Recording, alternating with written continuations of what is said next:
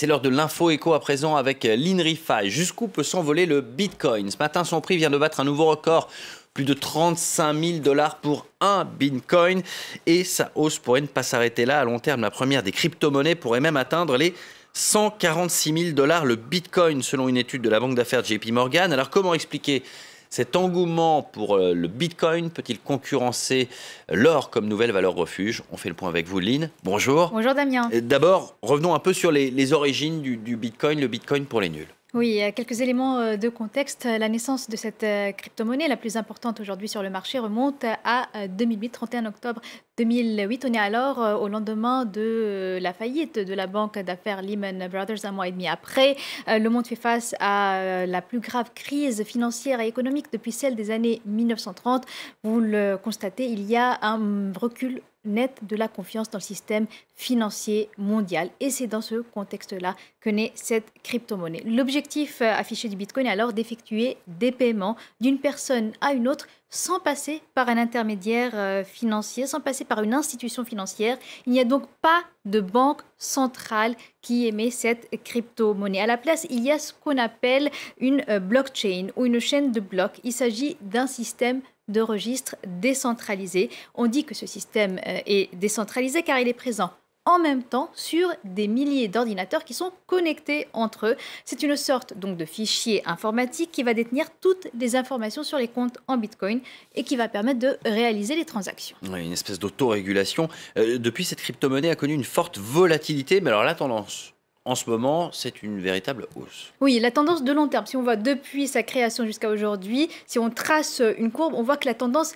est à la hausse, même s'il y a eu énormément de fluctuations. D'abord, depuis sa création jusqu'en 2013, donc avant même le début de ce graphique, eh bien, la valeur du Bitcoin est proche de zéro. Le Bitcoin valait même moins d'1 cent à sa création.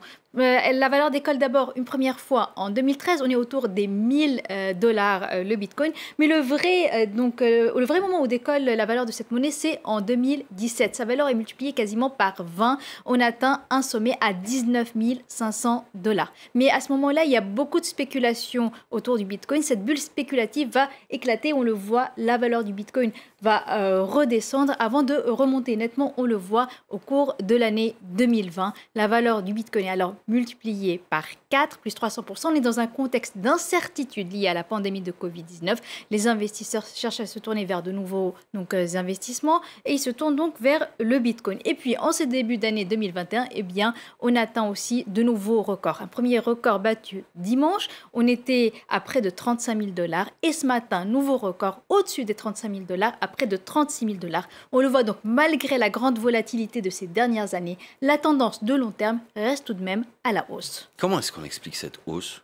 Alors, au fil des ans, on a vu donc la valeur du Bitcoin remonter après chacune des bulles qui ont explosé, car la crypto-monnaie intéresse de plus en plus les investisseurs institutionnels.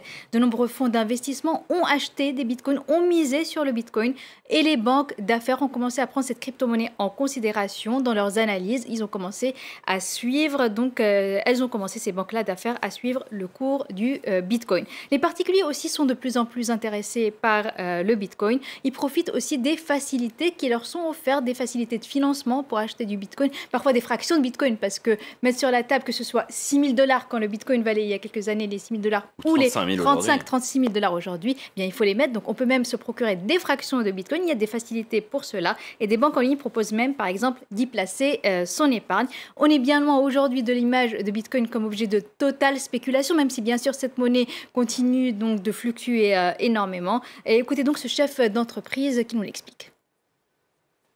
I think we're all obviously seeing a new wave of adoption, and it's great to see some of the banks and financial institutions finally recommend something that they call the scam and something very bad just 2 years ago, right? So it's I think the institutional investors are now realizing that this is a real asset class. Their customers are asking them about it, and they had to migrate from saying no, don't touch it, it's bad, to okay, I will help you buy it, or will help you manage it. Alors vous l'avez dit, Lynn, même de grandes institutions commencent à se tourner vers le Bitcoin et à le prendre en considération. Est-ce que pour autant il pourrait concurrencer l'or en tant que valeur refuge? Alors, si on regarde le comportement des investisseurs, on voit qu'ils commencent à regarder le Bitcoin comme une valeur refuge face à un contexte risqué. Le Bitcoin, donc, notamment au cours de l'année 2020, a été envisagé comme valeur refuge face à la situation de grand risque qui était en place. Pour beaucoup d'investisseurs, il s'agit là d'une couverture contre l'inflation, mais aussi d'un placement alternatif au dollar qui perd de sa valeur. Et d'ailleurs, pour la banque d'affaires américaine, JP Morgan, le Bitcoin est déjà en train progressivement de concurrencer l'or. Ces derniers mois, la plus importante des crypto-monnaies a attiré plus de 3 milliards de dollars d'investissement, alors que 7 milliards de dollars se seraient désinvestis de l'or. Et le mouvement en faveur du Bitcoin devrait se poursuivre avec un Bitcoin qui pourrait atteindre les 146 000 dollars selon la banque d'investissement. Ce mouvement en faveur du Bitcoin pourrait s'amplifier avec l'arrivée des jeunes générations, les millennials, donc parmi les investisseurs, puisqu'ils seraient davantage favorables à ce que la banque JP Morgan appelle l'or numérique plutôt que les lingots d'or sonnant et trébuchant. On est bien loin de la fraction de cent que valait le Bitcoin il y a plus de 12 ans. Merci beaucoup, Lynn Rifaille. On vous retrouve dans le courant de la matinée aux côtés de Pauline Paccard qui sera là dans un instant.